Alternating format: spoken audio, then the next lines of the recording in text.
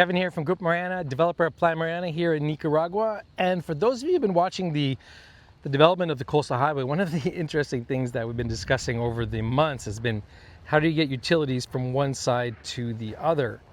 So this road, not this road because right now I'm in the middle of the road distance between Playa Mariana and Tecolapa, but on site, this is how you get utilities from one side to the other.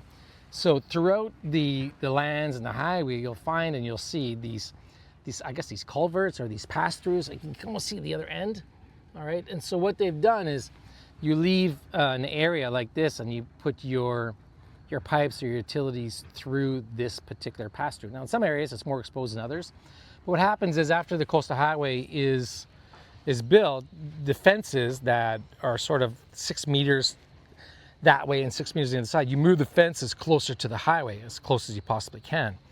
And then for further protection of the pipes, it's not going to be a standard PVC pipe carrying water. You'll have a metal pipe, and then usually you'll have rings of PVC pipe that go over top of the metal one to give you more protection. And it's really the only way that they do it. They don't bury it underneath the highway and come out on the other side.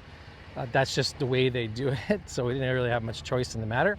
So we'll do the best that we can to protect the infrastructure that goes from one side of the highway to the other and take the necessary precautions with security on site, protecting, those vital access points, because I don't necessarily like them to be so exposed, but they won't be that exposed. I'm on site right now with the actual coastal highway supervisor right there in orange, and we're talking with Eduardo, our site superintendent, you might say, in charge of all the civil engineering infrastructure.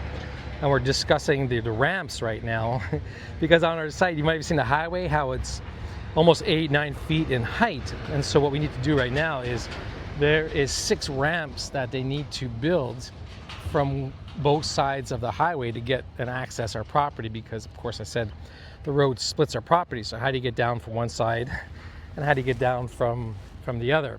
So that's what we're discussing right now. And because they have 8 kilometers and every one of these properties has to have ramps, of course, we're doing what we can to get ours, built first.